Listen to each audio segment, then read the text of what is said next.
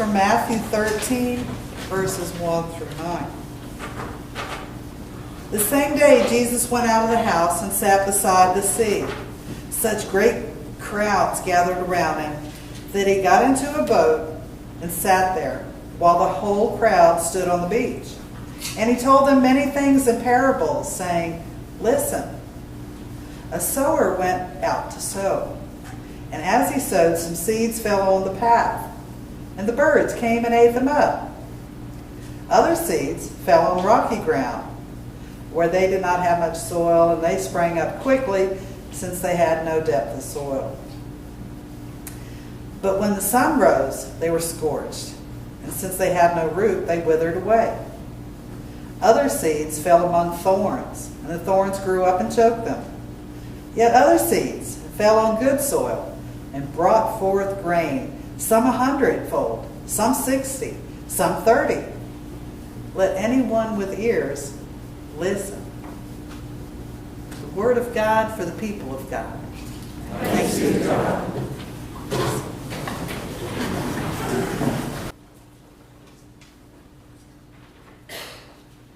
Well, from what Jesus was telling those that were listening that day and what he was telling his disciples, we understand that listening is really important, right? And we know that in our own relationships today, right? That listening is critical to these relationships. And it's funny that my wife Joanna often says that I never listen. At least I think that's what she said. But,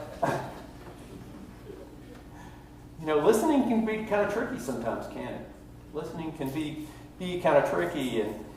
And so, if you're willing to kind of go out there on the edge with me, I'm going to even talk a little bit about listening in these scary areas of politics and maybe even the church, right? And so I found it kind of interesting that Will Rogers talked a little bit about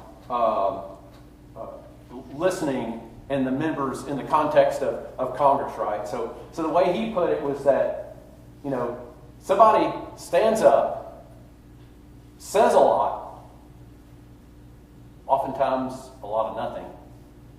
Nobody listens, and then everybody stands around and argues about it. Sounds like Facebook, doesn't it? And in the context of church, Dwight Moody put it this way. He says, sometimes we want to listen, but we want to listen with everything that we have. And one of the things that he was saying, that oftentimes we just listen to just part of things, or he kind of equated it to listening to a sermon on the radio. He says, think about it this way. It's much like talking to your girlfriend. If you listen to a sermon on a radio, it's sort of like talking to your girlfriend on the telephone. But when you're in church, when you're in that community, it's like being with her.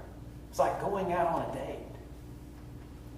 That there's so much opportunity for growth in that relationship development, more so, I think, on the in person there is on the phone. Although I know we've all kind of had those conversations at one time, where you get to the end of the conversation, the boy-girl conversation, right? You hang up. No, you hang up. You hang up first. No, really, you hang up. No, you hang up. And you do that for 30 minutes, right?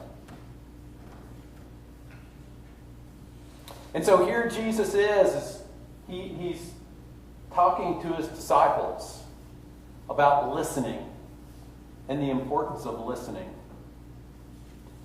And I find it interesting that Dick Cavett pointed out that for listening, for people to listen, it's a rare person who wants to hear what they don't want to hear. Let me say that again. It's a rare person who wants to hear what they don't want to hear. And I believe what he was talking about is sometimes we form our opinions and then go into the conversation with our opinions formed. And we are listening more as an opportunity to talk and tell our opinion than we are to listen and to be informed of where the other person's coming from. Now, that's not to say that we don't have important things to say. But oftentimes, I think we go into these conversations thinking that we're the only one that has something important to say. And if we don't take the opportunity to listen, to really listen to the other person, to really try to understand what their concerns are, what their needs are, I think we're kind of missing an opportunity. Jesus, when he was telling this parable about the farmer who was planting the seeds, I think he sort of alludes to that, doesn't he?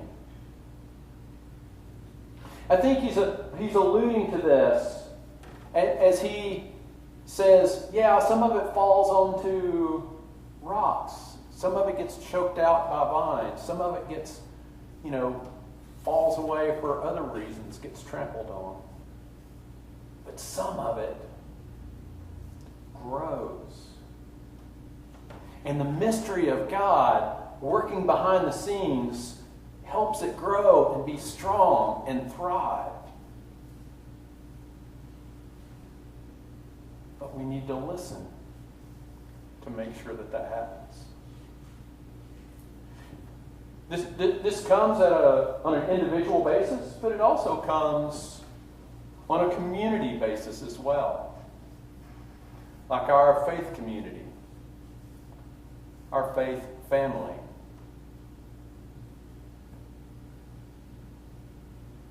One of the things that we've been trying to do is to listen lately, to kind of hear what's going on in the background, to give everyone an opportunity to share how they feel. That's how things are going in the church. And we've done a couple things. We've done a real discipleship survey, and we also did some listening sessions within the last month or so. I got a little behind that power curve in being able to kind of bring some of this information to y'all, but I wanted to do it. It just seems like this was the perfect day to talk about it, because both of these were centered around listening and hearing where we were right now. And so in the Real Discipleship Survey, the categories were a life of worship, a life of hospitality, a life open to Jesus, a life obeying Jesus, a life of service, and a life of generosity. And those were the main categories. And so if you took the survey to try to see where you landed in all this, you're kind of familiar with some of the questions. So it gave us an opportunity to reflect on maybe how deep we're going in our faith walk in different areas of our lives.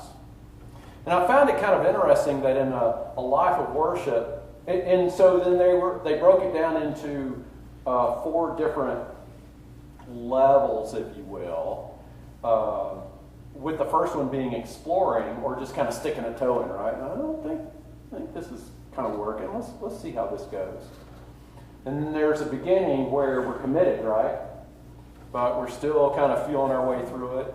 And then growing is where oftentimes many of us in the church, that would be the largest segment usually in a church, is in the growing segment. And then maturing, which is somebody who has grown spiritually really, really strong. And so when we look at these things, a life of worship, where we, look at God as this force in our lives and have this personal relationship with God, we have about a third of us that are, in in sort of the beginning stages, and about another third of us that are in the growing stages, and then about another third of us in the maturing stages. Now, when we've looked at that in the past, that's actually a pretty high number of people who are in the maturing phase. You know, we would think, wow, shouldn't everybody be there? But in reality, most people are kind of in the first couple phases, and only just a very, very few are in the maturing phase. And so that was good. That was good that we kind of stood out that way. And then the next category was a life of hospitality. How are we listening to God to where we can reach out and welcome other people? Be this place of hospitality where people want to come here and come back and be a part of our faith family. And so in this one, we had about 10% saying that they were just, oh, I think so. I think we're, just sort of exploring that idea. And about a third of the people were in the beginning stages.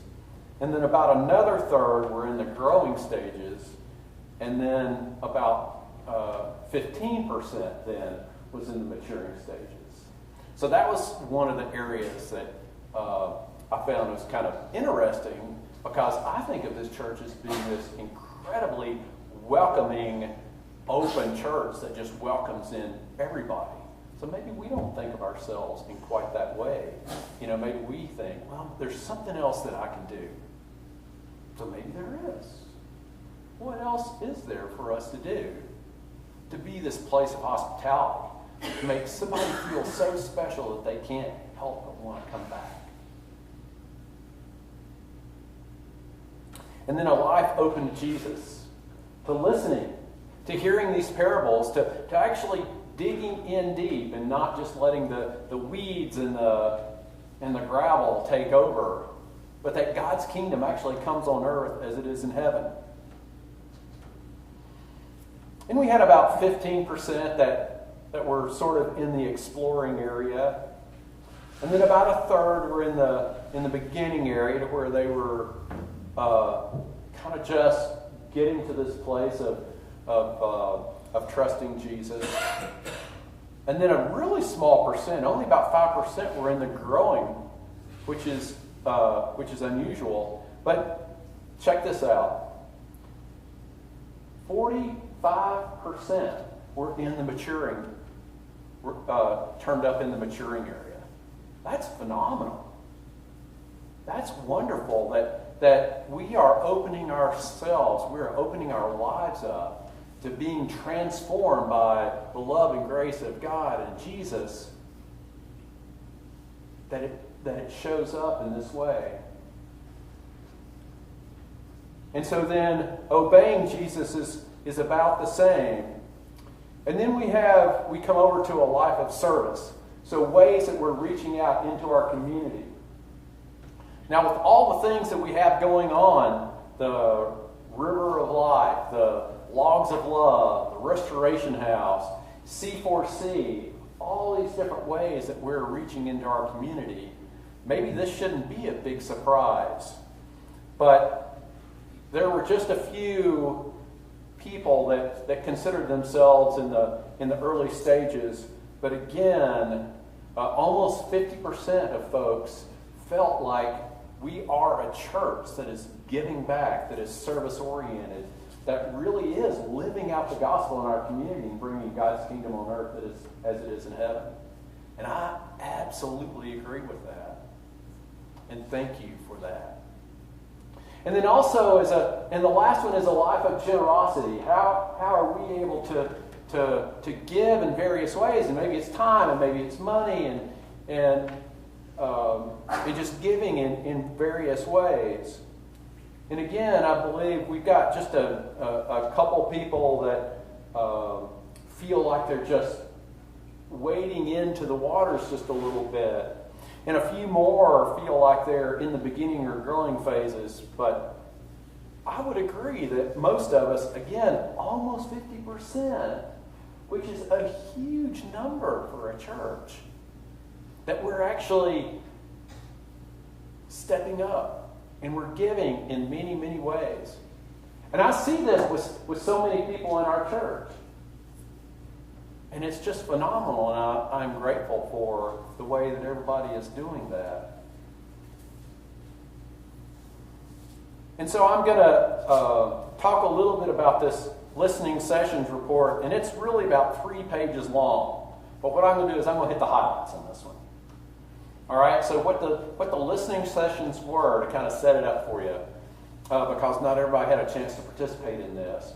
We had our congregational vitality specialist. Say that 3 times real fast, right? Go ahead, I'm waiting. So that for those of us that may like acronyms, CVS, she came out, and so this congregation vitality specialist is sort of this right-hand person to the district superintendent. And so their job is to work with all the churches on trying to make them as vital as possible, in conjunction with the vitality committee and just all this other stuff. But we've got this awesome CVS in our district, Sherry Shork, who I've had the pleasure of working with, for quite a few years now. She's worked with different folks in leadership in our church for probably 6 or 7 years, wouldn't you say, Linda? Yeah, at least. And so even before she was the CVS. And so Sherry came in and says, hey, you know what? Why don't I come in and do this listening session for you so that we can kind of hear from folks? And then that way you don't have to kind of feel like you're fielding all the questions and stuff. But all you have to do is you just have to sit and listen. All right? Again, that kind of comes back to the listening. I have to sit and listen. I can't. And I did a pretty good job, just so you know. I didn't fill in the blanks too often, but every once in a while I try to help build some context to some of the questions, let's say. But to give you kind of an idea of just an overview of what all came up, and if you want a copy of the full report, I can give that to you, but I'm just going to hit the headlines, okay? So that we can go home before 4 o'clock, which is a good thing, right? We